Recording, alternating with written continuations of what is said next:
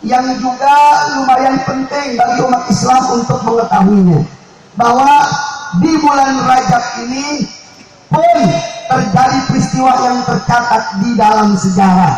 Peristiwa apa? Peristiwa kembalinya Baitul Maqdis, kembalinya Yerusalem, kembalinya Palestina ke tangan umat Islam yang sebelumnya 90 tahun, hampir 1 abad dikuasai oleh tentara Saleh, dikuasai oleh kaum kafir yang datang dari Eropa menjajah mereka. Nah, di bulan Rajab tahun 583 Hijriah, Baitul Maqdis, Masjid Al-Aqsa, salah satu kebanggaan umat Islam yang juga disinggahi oleh Nabi saat Isra wal Mi'raj, kembali lagi ke pangkuan umat Islam setelah 90 tahun lamanya dikuasai oleh kaum kafir. Saudara, kalau kita mau perinci peristiwa demi peristiwa kronologisnya, gimana terjadinya, bagaimana kembalinya Masjidil Aqsa ke tangan umat Islam, ini bakal panjang. Kepanjangan ngerti kagak puyeng, iya betul.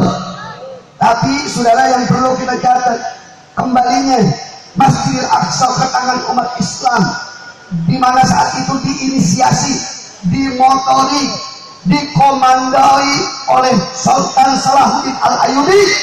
Tidak ujuk-ujuk begitu saja, saudara. Ada proses panjang sebelum akhirnya Baitul Maqdis, sebelum akhirnya Masjidil Aqsa kembali ke tangan umat Islam. Jadi nggak ujuk-ujuk Sultan Salahuddin ambil begitu aja, saudara. Ada proses panjang. Bagaimana kok bisa umat Islam mengambil kembali itu Masjidil Aqsa, merebut kembali itu Masjidil Aqsa dari tangan kaum kafir yang mereka udah kuasai selama 90 tahun, saudara. 90 tahun bukan waktu yang sebentar, betul. 90 tahun ini waktu yang panjang, hampir 1 abad dikuasai oleh orang-orang kafir. Kenapa bisa jatuh ke tangan orang-orang kafir? Sebab saat itu umat Islam lemah imannya, saudara. Ya, mereka Islam, tapi banyak dari mereka yang nggak peduli sama agamanya, nggak peduli sama Masjidil Aqsa, nggak peduli sama Baitul Maqdis, tidak peduli dengan membela agamanya, saudara. Mereka lebih peduli dengan dunianya, mereka lebih semangat untuk kejar jabatan, mereka lebih semangat untuk kejar harta. Begitu diajakin jihad, tidak ada satu pun dari mereka yang semangat, saudara. Akhirnya gara-gara umat Islam, saudara, nggak peduli sama agamanya, saudara, nggak peduli sama Islam, dengan mudah tentara salib, saudara, menguasai Palestina. Dengan mudah Masjidil Aqsa diambil oleh mereka. Dan sesudah itu, saudara, 90 tahun itu Masjidil Aqsa, itu Baitul Maqdis, itu Yerusalem dikuasai oleh orang-orang kafir. Sampai akhirnya datang Sultan Salahuddin Al-Ayyubi membebaskan Masjidil Aqsa. Nah, saudara, bagaimana kok Sultan Salahuddin Al-Ayyubi ini bisa ngambil kembali, merebut kembali Masjidil Aqsa? Ternyata, saudara, singkat cerita, ada peran ulama dan ilmu di belakang itu semua, ibadallah. Ini dipaparkan oleh salah seorang ulama dalam kitabnya Hakadha Dhahara Jilu Salahuddin wa Hakadha Adatul Qudus. Dr. Kilani, saudara, beliau menjelaskan bagaimana kok bisa Sultan Salahuddin Al-Ayyubi ini, saudara, mengambil kembali Masjidil Aqsa. Dijelaskan oleh beliau di dalam kitab tersebut dengan panjang lebar, saudara. Singkatnya, ada peran ulama di belakang situ, saudara. Dan saudara, dalam ulama-ulama tersebut ada 2 nama, saudara, yang berperan penting, saudara, dalam kembalinya Masjidil Aqsa, dalam kembalinya memompa kekuatan umat Islam, yaitu Al-Imam Ghazali dan Syekh Abdul Qadir Al-Jilani, ibadallah. Selama ini kan kita dengarnya Syekh Abdul Qadir Jilani keramatnya, betul, keramatnya, zikirnya, seakan-akan beliau ini digambarkan ulama yang zikir menyendiri, nggak mau tahu keadaan umat Islam, nggak mau tahu tentang jihad, nggak mau tahu saudara tentang keadaan umat Islam. Nah ini saudara, ini akibat pembuyaran, ini akibat pembiasan sejarah saudara. Padahal Syekh Abdul Qadir Al-Jailani merupakan salah satu ulama saudara yang berperan penting untuk membangkitkan semangat umat Islam untuk berjihad di agama mereka saudara.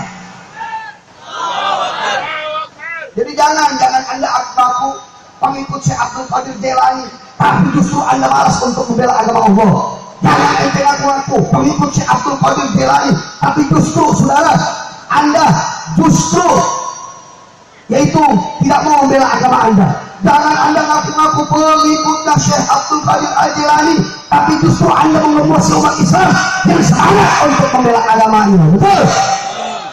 Jangan, justru kalau Anda mengikut Syekh Abdul Qadir Al-Jailani, ikuti beliau, ikuti apa yang murid-murid beliau dulu lakukan.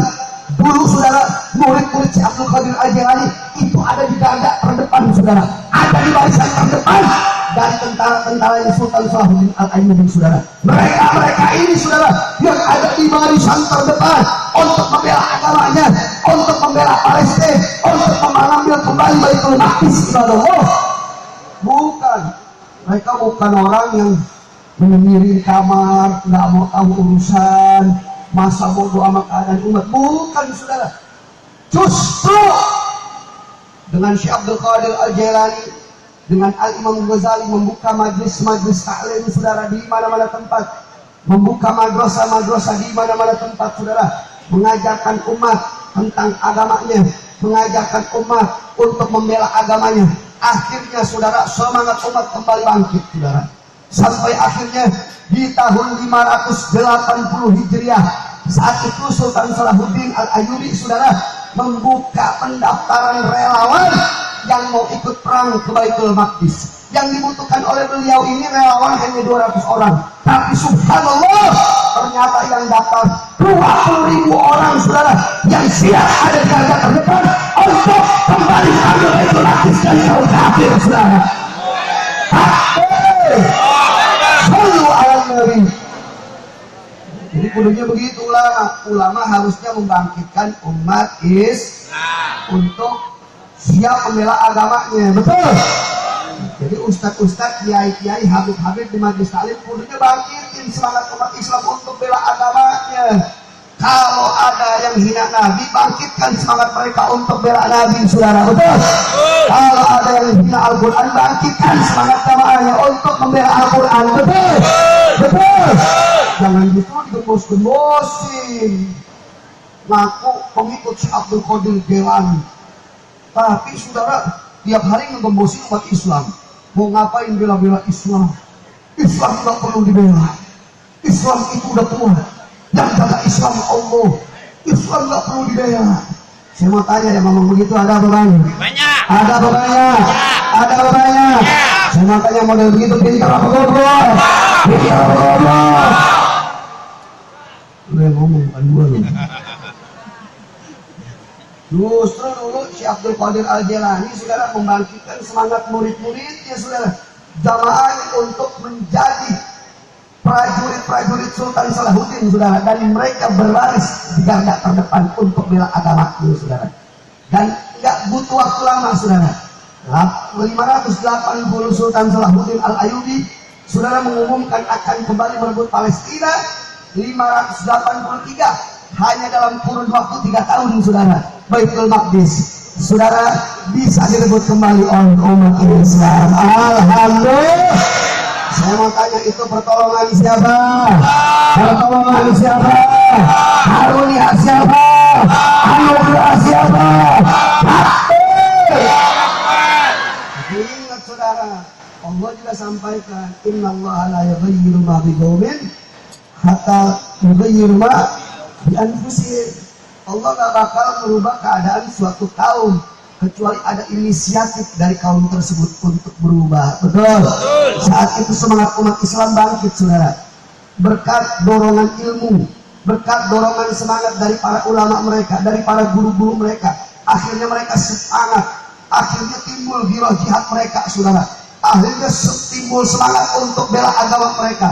Subhanallah, nggak butuh waktu lama, cuma 3 tahun saudara, cuma 3 tahun Baitul Maqdis bisa kembali direbut oleh umat Islam.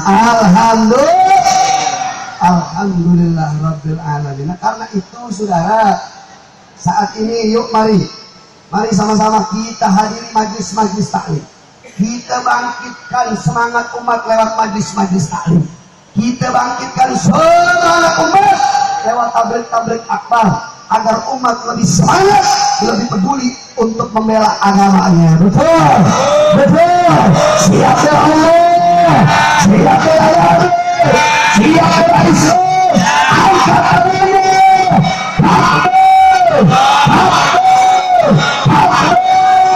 Sallu ala nabi Muhammad sallallahu alaihi wasallam. Nah, majlis silaturahmi FPI dan umat kita selenggarakan, salah satu tujuannya yaitu dengan harapan melalui majlis ini semangat umat saudara semakin bertambah untuk membela agamanya dengan berbagai macam cara mereka sesuai kemampuan mereka. Insya Allah, mudah-mudahan Allah Subhanahu wa taala berkahi kita semua.